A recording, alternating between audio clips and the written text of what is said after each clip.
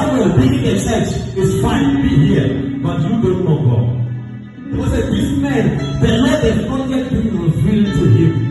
So the question that I'm asking you is that the Lord is revealed unto you or not? Do you know God of yourself? Do you know God outside of this building? Do you know God outside of the presence of the apostle? Can you pray? Can you preach? Can you give? If someone has not told you to, can the Spirit of God come out of you and talk and say, do this and that? If you have not yet come to the level, the presence of God has not yet been revealed unto you. It's not that we are babies in Christians, it's that we have not yet come to God. Because even babies, when you say shut up, they shut up. But you, we can push them 1 year, but nothing will enter. It's because you have not yet come. The day that you come to the presence of God is the day that you will hear more of yourself. If someone has to take 1 hour to convince you to give, just to stand there for 1 hour to convince you that you must take out your money and give it to God, you have not yet known God. Someone has to lie to you for you to work for God. Someone has to lie for you to come to the church and begin to serve God. You are somewhere, you have not known God. You have God taught you, you go to the false God. You go to your own doings. You continue with your own agendas. Because you do not know God. Those who know God, when God calls them to the ministry of God, they begin to serve God. Say, Father, here I am, talk. So how many of you can you allow God to speak in your life? How many of you can you allow God to direct you in your life? How many of you can you allow God to teach you, to move with you, to begin to make you to go to another level? We don't want to hear from God. We want to tell God what we want to hear from Him. We don't allow Him to come. Someone was a lost man. And somewhere, whatever he did, he was just going outside. God is calling you here. But your ministry is outside. God is saying, bring your money here. But your money is going outside. God said, bring your energy here. But your energy was it where? Outside. Like somewhere, after hearing God, you run outside and say, here I am. My question is, who do you answer to? Because God was calling him in the presence, but he was answering another man outside. So my question is, when God calls you in the presence, who do you answer to? We don't know that we are wasting much time.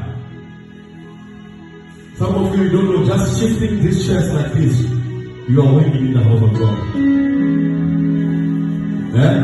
Just shifting the chairs like this, putting them together, you are winning. But when there's a stop sign somewhere, you are number one for life. You put all the chairs and kill them.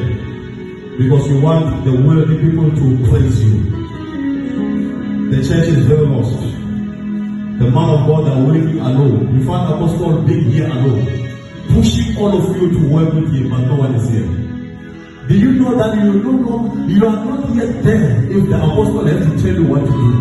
If the apostle has to tell you, come, let's do this, let's give, let's praise, let's worship him, come, organize yourself. You have not yet come. Let me tell you, somebody was in the church. He was doing those things, but he has not yet known God. He was just told by any, do this, someone, do this. If you are being told what to do in the presence, it means that you have not yet known God. Those who know God, in the morning Sunday, something inside them begin to cry. You want to sleep, something says, you have not that time to sleep on Sunday. You want to wash, you want to do your on Sunday. God says, not you. The presence of God inside to begin to cry. When you want to pour water, that water pour to wash, you begin to wash yourself and come to church. That's why you know that now I have answered the call of God. But someone, everything he's been told what to do. He's been told what to do. The Lord has not yet been revealed to him. If you have to be asked, if Apostle has to ask you after 2 Sundays, where were you the past 2 Sundays? And say, Apostle, I was resting. You have not yet known God. Say, which is they are not invited in the meeting. Every hour when they have to go there, they are not invited like us. They know the time, they know the hour. They just flew to the presence and they say, here we are about to go. The mistake we do as the children of God is that many of us we don't know God. Many of us we are here because we heard that apostle can do this and that. Many of us we are here because we know that apostle can heal the sick, can make people fall. That is the old Christian ministry.